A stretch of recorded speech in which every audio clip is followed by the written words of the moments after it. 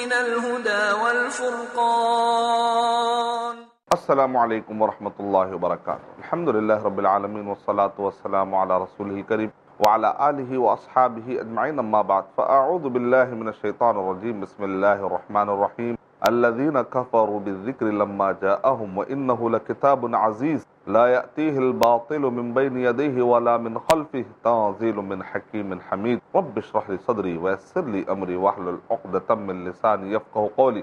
میں سب سے پہلے اللہ سبحانہ و تعالیٰ کا شکر بجا لاتا ہوں. بے پایا درود و سلامتی ہو محمد مصطفیٰ صلی اللہ علیہ وسلم پر. محترم ناظرین کرام، قرآن مجید کے جو نام مشہور ہیں ان ناموں کی تشریح آپ کے سامنے پیش کرنے کی میں سعادت حاصل کر رہا ہوں. قرآن مجید کا ایک نام ہے القرآن، الفرقان، الذکر، تنزیل اور الکتاب.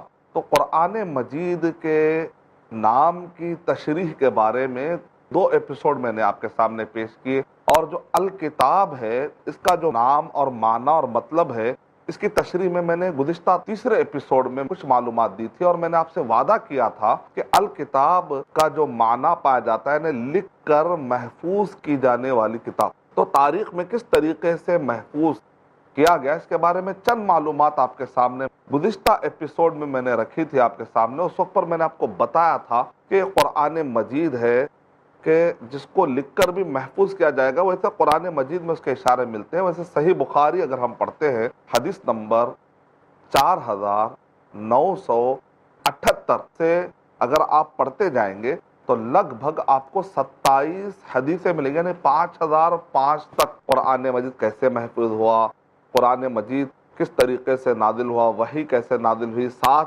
نوعیتوں کی تبدیلی کے ساتھ جو قرآن مجید اللہ تعالیٰ نے بعض کلمات میں جو کچھ تبدیلیاں اللہ تعالیٰ نے والضحیٰ والضحی اس ٹائپ کی جو تبدیلیاں ہوتی، کس طریقے سے اللہ تعالیٰ نے نبی صلی اللہ علیہ وسلم کو بعض کلمات کو ایک الگ الگ طریقے سے بھی پڑھنے کی اجازت جو اللہ تعالیٰ نے دی ہے، اور کس طریقے سے جبرائیل صلی اللہ علیہ وسلم نے پڑھایا ہے. اور کاتبین وحی کا جو ذکر ہے، جمع القرآن کا جو ذکر ہے، یہ 27 احادیث میں بڑے تفصیلات ملتی ہیں. صحیح بخاری حدیث نمبر 4978 سے لے کر 5005 تک 27 احادیث پڑھنا بہت ضروری ہے. اور قرآن مجید کی تاریخ اور کیسے محفوظ ہے اس کو پڑھنا ہے اگر آپ کو. ویسے قرآن مجید کے اندر سورہ حامیم سجدہ یعنی سورہ فصلت سورہ نمبر 41، یہ حوالہ یاد کرنا آپ کے لیے بہت آسان ہو جائے گا. وہ یہ ہے کہ سورہ کا نمبر بھی 41 ہے، اور جو آیت میں آپ کو کوٹ کر رہا ہوں نا وہ بھی آیت کیا ہے، 41 ہے. 41 ایسا آپ یاد کر سکتے ہیں. الذین کفروا بالذکر لما جاءہم. اب دیکھیں میں نے کہا نا قرآن مجید کے نام میں کیا ہے، القرآن ہے، الفرقان ہے، الذکر ہے، الکتاب ہے اور التنزیل ہے. اگر آپ دیکھیں گے یہ آیت 2 آیتیں ہیں، لگ بھگ اس کے اندر 4 نام آ گئے. الذین کفروا بالذکر، الذکر آ گیا. الذین کفروا بالذکر لما جاءہم وانہ لکتاب عزیز، کتاب کا ورڈ بھی آ گیا. لا یاتیہ الباطل من بین یدیہ ولا من خلفہ تنزیل من حکیم، تنزیل کا ورڈ بھی آ گیا. آگے کی آیتوں میں قرآن کا ورڈ بھی آ گیا. یعنی مطلب یہ کہ قرآن مجید کے جو مشہور نام علماء کرام نے کہا، کیونکہ یہ کلمات ہم کو قرآن مجید میں بار بار ملتے ہیں. یہاں پر قرآن مجید کے حفاظت کی بات ہو رہی ہے. کیا کہہ رہے ہیں کہ وَإِنَّهُ لَكِتَابٌ عَزِيزٌ، یہ کتاب عزیز ہے. لَا يَأْتِيهِ الْبَاطِلُ مِن بَيْنِ يَدَيْهِ وَلَا مِن خَلْفِهِ، نہ آگے سے کوئی باطل آ سکتا ہے نہ اس کے پیچھے سے کوئی باطل آ سکتا ہے. آگے پیچھے سے کوئی باطل نہیں آ سکتا، یہ بتایا جا رہا ہے. لَا يَأْتِيهِ الْبَاطِلُ مِن بَيْنِ يَدَيْهِ وَلَا مِن خَلْفِهِ. سورہ ہجر سورہ نمبر 15 کی آیت نمبر 9 میں بھی اللہ سبحانہ و تعالیٰ نے ارشاد فرمایا انا نحن نزلنا الذکر، کہ ہم نے اتارا ہے قرآن مجید کو، ذکر کو، وَإِنَّا لَهُ لَحَافِظُونَ، اور ہم اس کی حفاظت کرنے والے. اللہ سبحانہ و تعالیٰ نے حفاظت کی ذمہ داری لی ہے. اللہ سبحانہ و تعالیٰ نے اس کے جمع کرنے کی بھی ذمہ داری لی ہے. سورہ قیامات نمبر 75 کے آیت نمبر 16، 17، 18 لا تحرک به لسانک لتعجل به، اے نبی صلی اللہ علیہ وسلم اپنی زبان کو حرکت میں مت لائیے جلدی جلدی کرتے ہوئے. ان علینا جمعہ وقرآنہ، ہمارے اوپر ہے قرآن مجید کو جمع کر دینے کی، سینوں میں، کتابوں میں، ہر طریقے سے جو شکل میں بھی جمع ہو سکتا. آج کے دور میں سی ڈیز میں اور ہارڈ ڈسک کہاں کہاں اللہ سبحانہ و تعالیٰ نے قرآن مجید کو جمع کر دیا. کئی قسم کے مصحف، کئی قسم کی کتابیں، کئی شکل کی کتابیں جمع کر دی گئی. الحمدللہ اللہ تعالیٰ نے جمع کا انتظام فرمایا تھا کہ ہر جنریشن میں تواتر کے ساتھ لوگ اس کو پڑھتے رہے. الحمدللہ بڑی آسانی کے ساتھ قرآن مجید کو اللہ تعالیٰ نے زبانوں پر جاری بھی کر دیا. تو یہ قرآن مجید کے حفاظت کے کئی ذریعے ہیں. تو قرآن مجید کے لیے جو ورڈ کلمہ ملتا ناموں میں سے ایک ہے الکتاب، لکھ کر محفوظ کی گئی. تو میں نے بتایا نبی صلی اللہ علیہ وسلم کے زمانے میں کس طریقے سے محفوظ کیا تھا. صحیح بخاری حدیث نمبر 4978 سے لے کر 5005 تک کس طرح سے محفوظ کیا گیا نبی صلی اللہ علیہ وسلم کے زمانے میں. ابو بکر رضی اللہ تعالیٰ کے زمانے میں کس طریقے سے جمع کیا گیا، عثمان رضی اللہ تعالیٰ کے زمانے میں کس طریقے سے جمع کیا گیا، سب بتایا گیا. تو جو عثمان رضی اللہ تعالیٰ کے زمانے میں گزشتہ ایپیسوڈ میں نے آپ کو ڈیٹیل بتایا، مصحف صدیقی ابو بکر صدیق رضی اللہ تعالیٰ کے زمانے میں جس طریقے سے محفوظ کیا گیا، پھر مصحف عثمانی عثمان رضی اللہ تعالیٰ کے زمانے میں جس طریقے سے جمع کیا گیا، یہ سارے تفصیلات گزشتہ ایپیسوڈ میں اس بارے میں گفتگو ہوئی ہے. تو جو مصحف عثمانی عثمان رضی اللہ تعالیٰ نے جو مصحف جمع کیے، ان مصحف کے کئی نسخے بنائے اور ان مصحفوں کو الگ الگ ایریوں میں بھیج دیا گیا تھا. تو اس میں سے 3 مصحف کا آج بھی ذکر ملتا ہے. اس میں سے میں نے ایک کی تاریخ بتائی استنبول کی، استنبول میں جو ترکی کے اندر ہے، وہاں پر جو مصحف عثمانی کیسے گیا، تاریخ کیسے آگے بڑھی، میں نے آپ کو بتایا تھا. اور اسی طریقے سے میں نے آپ کو یہ بھی بتایا کہ انڈین برٹش لائبریری میں جو مصحف عثمانی موجود ہے لندن کے اندر، وہ بھی اس کی پیچھے کیا ہسٹری ہے میں نے آپ کو بتایا تھا. اور تیسرا جو مصحف ہے اور قرآن مجید اور کیسے کیسے لکھ کر محفوظ کیا گیا، اس کے بارے میں کچھ بتاؤں گا. میں نے آپ کو وعدہ کیا تھا گزشتہ ایپیسوڈ میں.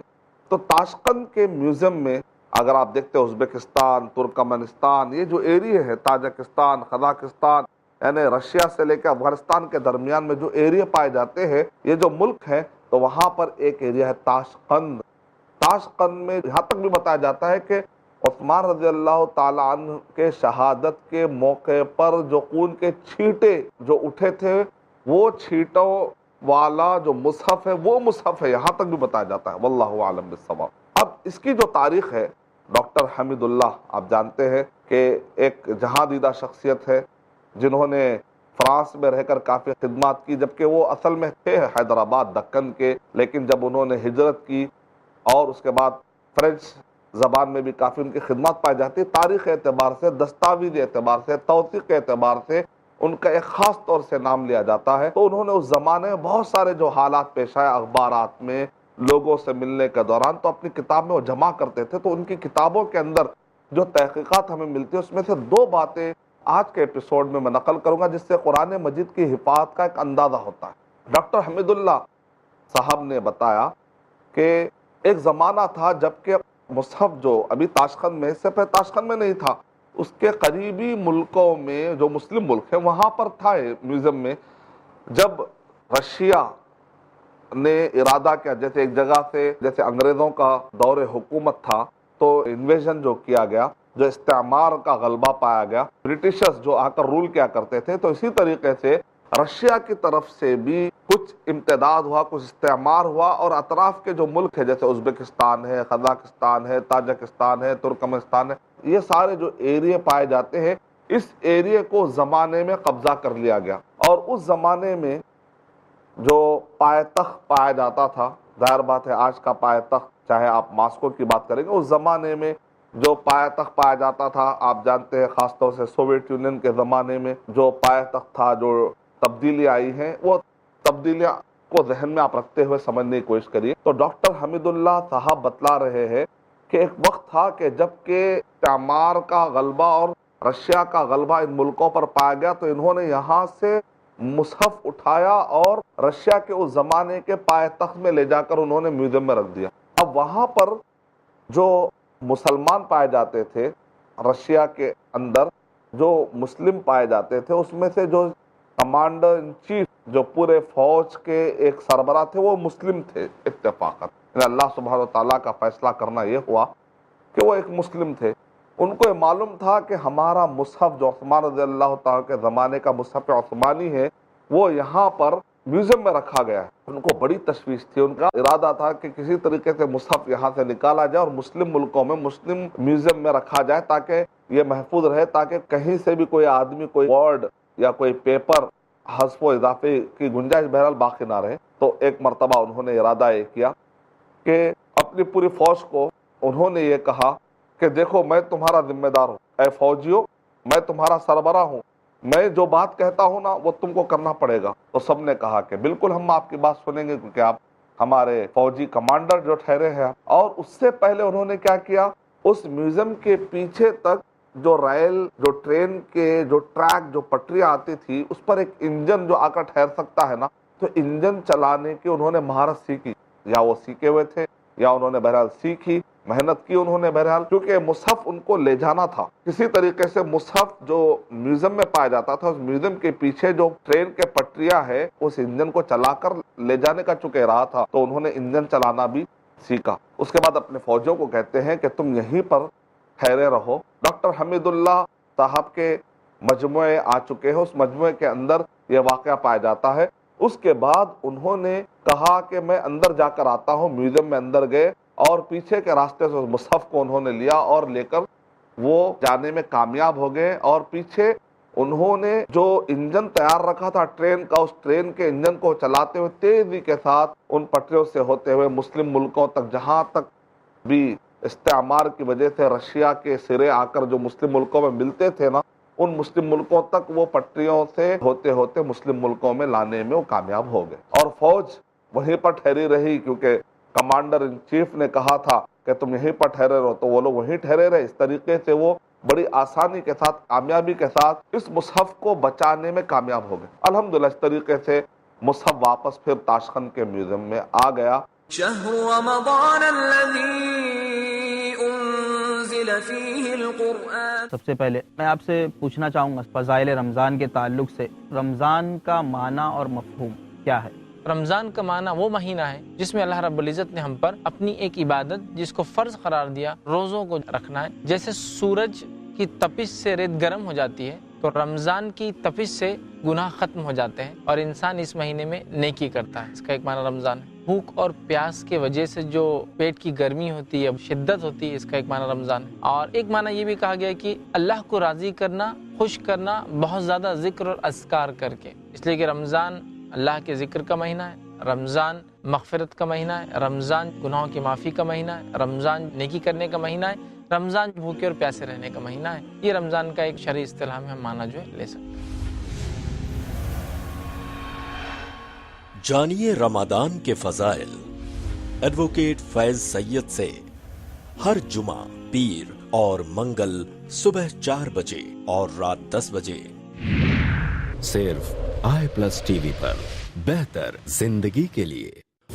کرو تم ہر نماز میں خشوع کا اہتمام، رکھو غیب، کتاب اللہ اور آخرت پر ایمان۔ وبالآخرة هم يوقنون۔ نہ دو اللہ کے سوا عبادت میں کسی کو کوئی مقام،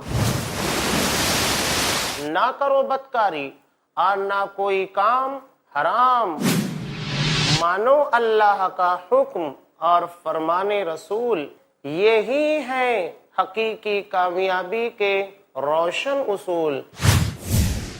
حقیقی کامیابی کے روشن اصول جانیے شیخ حافظ عبد التواب سے قرآن اور حدیث کی روشنی میں دین و دنیا کی حقیقی کامیابی کے روشن اصول، ہر بدھ دوپہر 2:30 بجے اور رات 8 بجے صرف آئی+ ٹی وی پر، بہتر زندگی کے لیے۔ ہر ذرے کی پہچان بنا دے یا رب، مفلس کو بھی سلطان بنا دے یا رب، دنیا کو بنا میری نشان جنت، ہر شخص کو انسان بنا دے یا رب۔ خدا چاہے بچانا تو ندی میں راستہ کر دے، اگر وہ مارنا چاہے تو ایک مچھر بہت ہے۔ بھر گئے ہیں نمازیوں سے حرم، پھر بھی بندوں سے رب خفا کیوں ہے؟ گرم ہے قتل و خون کا جو بازار، میرے مولا یہ ہو رہا کیوں ہے؟ رنگ و نور ایک دینی مشاعرہ، بہترین اشعار و افکار کا گلدستہ، ہر جمعہ دوپہر 2:30 بجے اور شام 7:30 بجے صرف آئی+ ٹی وی پر، बेहतर जिंदगी के लिए। अपने डीटीएच और केबल ऑपरेटर से आज ही संपर्क करें। Free to air. شهر رمضان الذي أنزل فيه القرآن जब निकला था तो ताशखंड के म्यूजियम में नहीं था, उसके करीबी मुल्क के किसी एक म्यूजियम में था, वहां से ले जाया गया था। लेकिन बाद में जब वो लौटाया गया, बताया जाता है कि तैमूर के जमाने में ये जो मुसहफ था वो उन मुल्कों में आ चुका था। जैसे कि मैंने आपसे कहा, जैसे जैसे जमाना आगे बढ़ता गया तो हर एक को ख्वाहिश होती थी कि जो मदीने में जो मुसहफ थे, उन मुसहफ को कोशिश करते थे कि अपने अपने एरिया में लाते थे। टर्की के अंदर सल्तनत उस्मानिया के लोगों ने अपने एरिया में उन्होंने लाने की कोशिश की। तैमूर लंग के ज़माने में ये मुसहफ ताशखंद के करीब के जो ममालिक थे वहाँ पर आया था, बताया जाता है। बहरहाल तो डॉक्टर हमीदुल्लाह साहब ने अपनी किताब में ये वाक़या जिक्र करने के बाद उन्होंने कुरान मजीद किस तरीके से महफूज हुआ और किस तरीके से अल्लाह ताला ने हर दौर में हिफाजत की, आप इससे अंदाज़ा लगा सकते हैं कि कुरान मजीद अल्लाह सुब्हानहू व तआला की तरफ से वो जो उसके जो मुसहफ है उसकी तक भी अल्लाह सुब्हानहू व तआला ने तारीखी तौर पर हिफाजत की है, जैसा कि तारीखी दस्तावेज़ात से पता चलता है। अल्हम्दुलिल्लाह ये मुसहफ को आज के ज़माने में बकरी के जो ख़ास किस्म की एक खाल तैयार करके उसके ऊपर इन मुसहफ को बड़े बड़े प्लॉटर्स जो आते हैं, मशीनें जो आती हैं, उसके ज़रिए से प्रिंट करके आज आप देख सकते हैं। कतर के म्यूज़ियम में भी मैंने देखा है और इसी तरीके से शारजा के म्यूज़ियम में भी देखा गया है। बहुत बड़े बड़े म्यूज़ियम में बड़ी आसानी के साथ उसको फैला जा रहा है ताकि इसको और हिफाजत से रखा जाए और हिफाजत का इंतज़ाम किया जाए। और एक वाक़या जो डॉक्टर हमीदुल्लाह साहब ने कुरान मजीद की हिफाजत के बारे में बताया है, तारीख़ हिफाजत कुरान, वही बड़ा दिलचस्प वाक़या वो ये है कि चंद मिशनरीज ने ये ऐलान किया, उन्होंने अपने ज़माने के अखबारात के हवाले के साथ मुकम्मल तौर पे इस किताब के अंदर बताया है उन्होंने कि बाकायदा मिशनरीज ने ऐलान किया क्रिश्चियन कम्युनिटीज़, अपने मिशनरीज कम्युनिटीज़ के अंदर कि आप लोग हमको फंड दो ताकि हम दुनिया के सारे मुसलमान जो मुसहफ पढ़ते हैं, कुरान मजीद के जो नुस्खे मुसलमानों के पास पाए जाते हैं, मशरिक़ के, मगरिब के, शिमाल के, जुनूब के, दुनिया के सारे ममालिक में जो जगह जगह से उन्होंने जगह जगह से मुसहफ जमा किए, मस्जिदों से, मदारिस से, झोपड़ियों से, बाजारों से, जहाँ जहाँ से मुमकिन हो सके वो तकरीबन बताया जाता है 40,000 उन्होंने नुस्खे जमा किए कि मुसलमानों का जो दावा है कि कुरान मजीद में रत्ती बराबर भी तब्दीली नहीं है, इस दावे को रद्द करने के लिए और इस दावे का जो दुनिया के अंदर जो सबूत पाया जाता है उसको खोखला साबित करना, नौजुबिल्लाह, या ये दावा बिल्कुल गलत है, ये साबित करने के लिए उन्होंने अपने कौम को, मिशनरीज ने अपने पूरे कम्युनिटी को ये बतलाया कि हमको पैसा दिया जाए, फंड दिया जाए ताकि हम ये सारे मुसहफ जमा करेंगे, खरीद कर या जाकर आने जाने के लिए खर्चा लगता है, खरीदने के लिए भी खर्चा लगता है, तो हम जमा करेंगे और पूरे मुसहफ को हम टैली करेंगे आपस में, मशरिक़ के, मगरिब के, शिमाल के, जुनूब के, और सब टैली करके देखेंगे और क्या क्या गलतियां हम बताएंगे। ज़ाहिर बात है बहुत सारे लोग खुश थे कि मुसलमानों का जो दावा है कि कुरान मजीद महफूज है जबकि बाइबल महफूज नहीं है, दूसरे किताबें महफूज नहीं है, जो दावा है जनरली उसको उन्होंने डिस्प्रूव करने की कोशिश की और उन्होंने कई मुसहफ, कई नुस्खे उन्होंने जमा की। और उसके बाद एक अरसा गुजर गया, फंड ले लिए, पैसे ले लिए, एक ज़माना गुजर गया। अब लोग उसके बाद कहने लगे क्या हुआ, आप लोगों ने तो पैसे लिए, आप लोगों ने पैसे लिए, तो प्रेशर बढ़ते गया, लोगों के पास से प्रेशर बढ़ता गया। तो आखिरी में मजबूर होकर उन्होंने ये कहा, ये first world war, second world war से पहले का वाक़या है। तो डॉक्टर हमीदुल्लाह साहब ने तारीख़ कुरान मजीद में वाक़या नकल किया है कि जब उनके ऊपर बहुत ज़्यादा प्रेशर हो गया तो आखिरी में उन्होंने ये ऐलान कर दिया कि आप लोग जल्दी ना करें, आप लोगों ने जो फंड दिया है सही जगह पर दिया है, हम कोशिश कर रहे हैं, फला फला फला।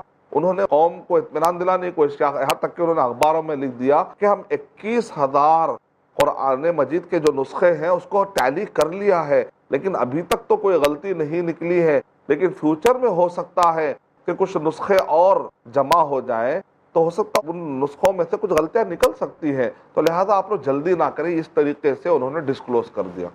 उसके first world war, second world war के दौरान एक बम आया और सीधा बहरहाल इस इदारे पर गिरा और ये इदारा हमेशा के लिए वहां से तबाह हो गया। तो डॉक्टर हमीदुल्लाह साहब ने जो रिपोर्ट बयान की है, इस रिपोर्ट का खुलासा क्या है जो अखबारों में आया बड़े पैमाने पर, उन अखबारों की बुनियाद पर जो किताब उस जमाने के आईनी गवाह, आईनी शाहिद ने, वो अखबार पढ़ने वालों ने जो बताया डॉक्टर हमीदुल्लाह साहब के, इस रिपोर्ट का मतलब क्या है? اس رپورٹ کا مطلب یہ ہے کہ اس میں یہ بتایا جا رہا ہے اتنے دشمنی کا کام کیا گیا اور یہاں تک کہ سازش کی گئی، جمع کرنے کی کوشش کی گئی، تب بھی ثابت کیا ہوا؟ اگر مسلمان پوری تحقیق کر کے ثابت بھی کر لیتے اور بول بھی لیتے تو اس کی اہمیت نہیں ہوتی، لیکن الحق ما شہدت بہ الاعداء، حق تو وہ ہے کہ جو سر چڑھ کے بولے، حق تو وہ ہے جس کا دشمن بھی اعتراف کرے۔ تو اللہ تعالیٰ نے انہی کے دل میں بات ڈالی اور وہ لوگ اس کو جمع کیا، آخری میں وہی لوگ ذریعہ بن گئے اس بات کی گواہی دینے کے لیے کہ 21,000 نسخوں میں ہمیں ابھی تک کوئی بھی غلطی نہیں ملی۔ اس میں اللہ سبحانہ و تعالیٰ ہر دور میں کچھ نہ کچھ اتمام حجت نشانہ دکھاتے قرآن مجید کے۔ سنوریہم آیاتنا فی الآفاق وفی انفسہم حتی یتبین لہم انہ الحق، ہم ان قریب اپنے نشانہ دکھائیں گے آفاق میں، انفس میں، انسانوں کے اندر بھی، کائنات کے اندر بھی، حتی یتبین لہم انہ الحق، یہاں تک کہ لوگوں کو پتہ چل جائے کہ قرآن مجید حق والی کتاب ہے۔ اب 21,000 نسخوں میں غلطی نہیں ملی تو آپ اندازہ لگائیے کہ قرآن مجید کتنا محفوظ ہے۔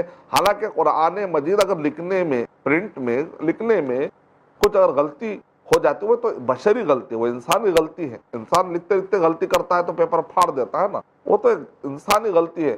لیکن جو مصحف پھیلے ہوئے ہیں وہ مصحف میں بھی غلطیاں نہیں کر رہے، تو کتنی بڑی بات، یعنی جو مصحف گھروں تک پہنچ چکے ہیں پرنٹ ہو کر، تو ظاہر بات اس میں بھی غلطیاں نہیں کر رہی کا مطلب آپ اندازہ لگا سکتے ہیں 21,000 نسخوں میں غلطیاں نہیں نکلے۔ اللہ سبحانہ و تعالیٰ نے نہ صرف محفوظ فرمایا ہے بلکہ وہ لوگ جو سازش اور دشمنی کر رہے تھے ان کی زبان سے بات نکالی کہ ابھی تک کچھ بھی غلطی نہیں نکلی۔ جیسے کہتے ہیں نمونہ از خروائے، یعنی کہ جب کھانا بنایا جاتا ہے تو چکھنے کے لیے کچھ دانے منہ میں ڈالے جاتے ہیں اور اس سے کہا جاتا ہے کھانا بن چکا ہے۔ ایسا تو نہیں کہ پورا کھانا کھا لے، پورا دیگ ختم کرنے کے بعد آپ یہ کہیں کہ ہاں کھانا پک چکا ہے، تو پھر کھانا بچے گا کہاں؟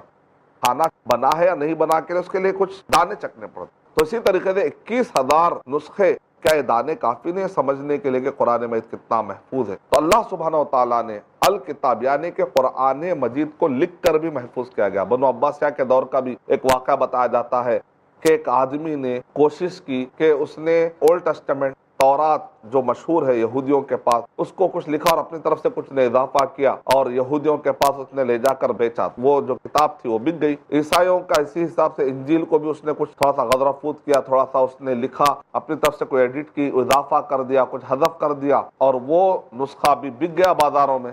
لیکن جب قرآن مجید میں اس نے کچھ آگے پیچھے کچھ ایڈ کر کے اس نے مصحف کو بیچنے کی کوشش کی تو ہنگامہ کر دیا لوگوں نے، کیونکہ قرآن مجید کے حافظ موجود ہر زمانے میں رہے ہیں۔ جیسے حافظوں نے دیکھا کہ یہ مصحف تو کچھ بدلاؤ دکھ رہا ہے تو فوراً وہ دربار تک بات پہنچی۔ اس آدمی نے کہا میں کلمہ پڑھتا ہوں، لا الہ الا اللہ محمد رسول اللہ۔ اس سے پوچھا گیا کہ تم کلمہ کیوں پڑھ رہے ہو؟ تو اس آدمی نے کہا کہ دیکھو جب میں انجیل کا نسخہ غلط چھاپا تو بک گیا، تورات کا نسخہ غلط چھاپا، ظاہر بات ہے انجیل تورات اصلی حالت میں نہیں ہے، بہرحال دعویٰ ہے یہودیوں کا، انجیل اپنی اصلی حالت میں ہے، بہرحال دعویٰ ہے عیسائیوں کا۔ اب انہوں نے اگر ایکسیپٹ کر لیا اور وہ مصحف تبدیل ہونے کے بعد، لیکن قرآن مجید کو جیسے ہی تبدیل کیا تو حافظوں نے، جاننے والوں نے فوراً پکڑ لیا، یعنی کہ قرآن مجید کے اللہ تعالیٰ کتنی حفاظت کر رہا ہے۔ یہاں تک اس نے کہا کہ مجھے سمجھ میں آ گئی یہ بات کہ قرآن مجید کی اللہ سبحانہ تعالیٰ حفاظت کر رہے ہیں اور یہ حق والی کتاب ہے، اسی کو مجھے فالو کرنا چاہیے۔ اس وجہ سے میں قرآن مجید کے اس معجزے کو دیکھ کر میں اسلام قبول کرتا ہوں۔ نبی صلی اللہ علیہ وسلم کے زمانے میں جو کاتبین وحی ہوتے تھے وہ لکھ لیا کرتے تھے، اور مکمل طور پر آپ غور کر کے دیکھیں، آپ ابو بکر رضی اللہ تعالی عنہ نے جب ایک مصحف میں جمع کیا قرآن مجید کو، ایک مصحف کی شکل جب انہوں نے دی، اس کے اندر کس کو رکھا؟ ابو بکر رضی اللہ تعالیٰ عنہ، عمر رضی اللہ تعالیٰ عنہ، یعنی عمر رضی اللہ تعالیٰ عنہ وہ شخصیت ہے کہ جب وہ ایک جگہ سے گزرتے تو شیطان اپنا راستہ بدل کر دوسری وادی سے نکل جاتا تھا۔ تو ظاہر بات ہے جس پینل میں عمر رضی اللہ تعالیٰ عنہ موجود ہو تو انشاءاللہ وہاں شیطان قریب میں آ ہی بھی نہیں سکتا۔ اور اسی طریقے سے ہم جب قرآن میں پڑھتے ہیں تو کیا پڑھتے ہیں؟ اعوذ باللہ من الشیطان الرجیم۔ بعض لوگ یہ کہتے ہیں نعوذ باللہ کہ یہ قرآن مجید جو ہے یہ نعوذ باللہ سیٹانک ورسز ہے، یعنی قرآن مجید جو ہے یہ درمیان میں نبی صلی اللہ علیہ وسلم کبھی کبھی شیطان آ کے کان میں کھس پھس کرتا تھا تو نبی صلی اللہ علیہ وسلم اس کو وہی سمجھ کر وہ کہہ دیتے تھے۔ سیٹانک ورسز نامی کتاب لکھی سلمان رشدی نے، کے اندر اس نے کہا کہ یہ بعض اوقات اس کے اندر شیطانی ورسز بھی آ گئے، رحمانی ورسز نہیں بلکہ شیطانی ورسز بھی آ چکے ہیں، نعوذ باللہ۔ ویسے قرآن مجید ورسز نہیں ہے، کوئی شاعری کی کتاب نہیں ہے، قرآن مجید یہ اللہ سبحانہ و تعالیٰ کی طرف سے، لیکن اس نے کہا کہ نہیں یہ شیطان کی طرف سے کچھ اس کے اندر ورسز آ چکے ہیں۔ اچھا ہوا اس نے ورسز کا آیات نہیں کہا، پہلی بات۔ دوسری بات یہ ہے کہ ایسا کیسا بھولا شیطان ہے کہ اگر آپ کہہ رہے ہیں کہ نعوذ باللہ قرآن مجید شیطان کی طرف سے، رحمان کی طرف سے نہیں ہے، تو ایسا کون سا شریف شیطان ہے کہ جو ہم کو قرآن مجید میں سکھا رہا ہے کہ فَإِذَا قَرَأْتَ الْقُرْآنَ فَاسْتَعِذْ بِاللَّهِ، کہ جب بھی تم قرآن مجید پڑھنے کی شروعات کرو تو کیا کہو؟ تم اعوذ باللہ پڑھو، یعنی شیطان سے تم پناہ مانگو۔ شیطان اتنا شریف ہے کہ اپنے سے پناہ سکھاتا ہے کیا شیطان یہ کہے گا اعوذ باللہ من الشیطان الرجیم؟ اس کا مطلب اکلا کہ یہ بات من گھڑت ہے، کچھ من گھڑت روایتوں کی بنیاد پر اتنا بڑا دعویٰ کر دینا۔ دراصل قرآن اور صحیح حدیث کو پڑھنا چاہیے۔ قرآن کے ساتھ ساتھ جب آپ ضعیف حدیث سے من گھڑت واقعات پڑھتے ہیں تو بات ایسی ہوتی ہے، کیونکہ جب کوئی چیز مشہور ہوتی ہے تو اس مشہور آدمی کے ساتھ ساتھ لوگ کیا کرتے ہیں، اپنی طرف سے کچھ نہ کچھ گھڑنا شروع کر دیتے ہیں۔ یہ مشہور جو بھی ہوتے ہیں ان کا ایک فینامنا ہوتا ہے، ساتھ ساتھ میں کچھ نہ کچھ چیزیں ایڈ کر دیتے۔ لہذا قرآن مجید جب مشہور ہوا تو لوگوں نے اپنی طرف سے کئی چیزیں گھڑنے کی کوشش کی، اس کو ڈیفیم کرنے کی، تو بعد میں اس کو چھان پھٹک کر لینی چاہیے۔ لیکن جو لوگ چھان پھٹک کر کے نہیں پڑھتے ایسا شکار ہو جاتے ہیں، سیٹانک ورسز نامی جیسی کتابیں لکھ دیتے ہیں، نعوذ باللہ۔